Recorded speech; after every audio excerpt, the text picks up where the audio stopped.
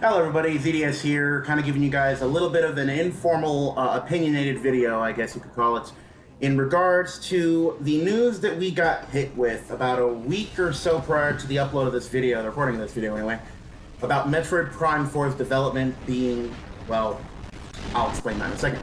So, on the 25th of January, we received some information on Nintendo's channel as well as on their Twitter, coming directly from Shinya Takahashi, mentioning that the entire development of Metroid Prime 4 was, quote, not going as well as they had hoped for a sequel to the Prime series to be. Probably not a correct quote on that, but either way. And so they decided to scrap the entire development. It was rumored since early 2018 that the developers of this game was actually going to be Bandai Namco, and that they were going to be returning to the original Metroid Prime roots while also sort of combining in like all the missing ideas from the trilogy and try to make a cohesive actual ending. So they weren't going to leave things off, even though technically Metroid Prime 3's ending could be considered an actual ending considering Phazon is gone, but, you know, I digress. But considering Nintendo's transparency on this issue, they mentioned flat out that they were scrapping everything and they are turning over development to Retro Studios, who, if you guys don't remember, obviously if you do, you'll know this is probably old news by now, but are the creators of the original Metroid Prime trilogy. Metroid Prime 1 and 2, for example, for me personally, are two of my favorite games, literally ever, and definitely my favorite games on the GameCube, minus Pokemon X Yellow Darkness. So, for me, it means a lot to see that they're transparent on the issue of actually telling us that that Metroid Prime 4 is going to be completely overhauled. I don't believe that it's a very bad thing. A lot of people on YouTube have been mentioning it, that it could be sort of an issue, that it is not, you know, because the original team that produced Metroid Prime, the Metroid Prime trilogy, a majority of their staff no longer work for Retro Studios. So many people are believing that because of this, we're not going to get as good of a Metroid Prime game as we got for the first two or the first three, if you really count Metroid Prime 3 as one of the best of the trilogy, which I know plenty of people do. Me personally, I didn't like Prime 3 as much as 1 and 2, and the real reason was because of the motion controls, but I'll save that for an opinion video that I'll make later regarding Metroid Prime 3. However, it was also stated in that same video that Kensuke Tanabe is going to still be running the project through Retro Studios, and he was the one who ran the project for the first three Prime games as well, if I'm not mistaken. So, you know, we do still have the original producer on board, plus the original company, if not the original staff, that is true, but we do still have the original company and the original producer, so it can't be all bad. So, my genuine opinion on this is that I'm actually very glad that they did this. Not because I don't want to see Metroid Prime 4. I mean, I am more hyped for that game than I am Pokemon Generation 8.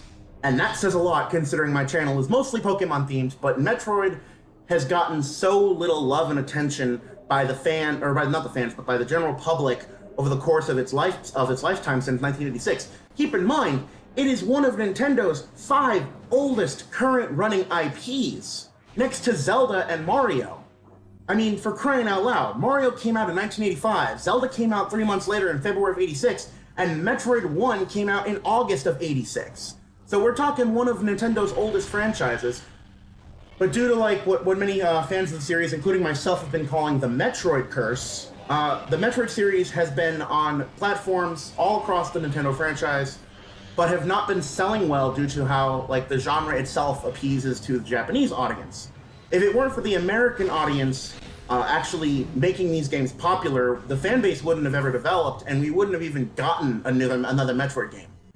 I mean, for example, like I really do adore some of the 2D Metroid games. The only one besides the first two, because I haven't really ever like sat down and played them, that I don't really like is Zero Mission. But the only reason I don't like Zero Mission that much has nothing to do with the gameplay itself.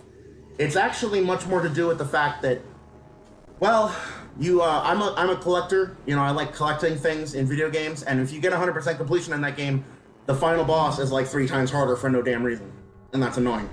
But anyway, so irregardless of that, to get back onto Prime 4, for example, here, I'm really glad that they are transparent about this, because they could have said nothing at all. They could have simply scrapped the development and mentioned nothing to the fans or anybody else, and then had the game released probably 2 years later than it was originally intended. And then, what then? But because they were so upfront with the cancellation, and the way that they stated that they didn't believe that the game was coming along to the standard that they want to hold the Prime series to, it tells me that they really are listening to the fans. I know I'm not the first YouTuber to say this, but I do feel like they are actually listening. I believe that they're finally getting it through their heads that, hey, guess what? Metroid is a popular series. It may only have 13 games in it, but goddamn do we love it. I mean, Metroid has never sold the West, but it has always been a crowd favorite. I've been a fan of it since 2009, so we're going on a decade, and I love Metroid. And I started with Metroid Prime, and then as soon as I played Metroid Prime, I just kept going down the series. Okay, so if somebody who didn't even know who Samus was when I even played Smash Brothers can go on and say that it's my second favorite game series of all time behind Pokemon, that's an achievement worthy of the kind of love that the fan base and even Nintendo seems to be doing now, giving it to the series, because they really didn't have to tell us jack shit. They could have just straight up continued development with whatever development studio they were going with in the first place, and thrown it out to us with a $60 price tag and watched us as we all gobble it up, because we definitely would, and then left it at that. But they didn't. They didn't. They're treating Metroid with the similar caliber and respect that they treat the Pokemon and the Metro and the Mario and the Zelda series, which is what they are supposed to do. They're treating it as one of their first-party IPs, and they're actually giving it the recognition and credibility that it deserves as a Nintendo IP. They're doing their best to make sure that this game is as good as fans can expect it to be. And I could not be happier with the result. I mean, honestly, yeah, this delay and the cancellation of the current progress does mean we're going to have to probably wait until 2021 at the earliest to see this game. But frankly, I would rather wait until 2022, at possibly the end of the Switch's lifespan, and then get this game and have it be even better than Metroid Prime 1 and 2, then get this game this year in 2019 and have it be shit. I don't want the game so bad that I want it to be a crappy game. I don't want it to be rushed. That's a big thing. Like, they did rush the development of Prime 1 and 2 during their time span of development and stuff. But they are not doing that with Prime 4, and I'm so thankful for that. But even with the rushed development of Prime 1 and 2, they're still some of the best games I've ever played. And I've played, like, thousands of games. And, I mean, that's just a personal opinion. Of course, I'm a Metroid fan, so it's expected of me. But irregardless of that, I'm just really glad that, like, Nintendo was honest and upfront about it. They didn't leave us in the dark.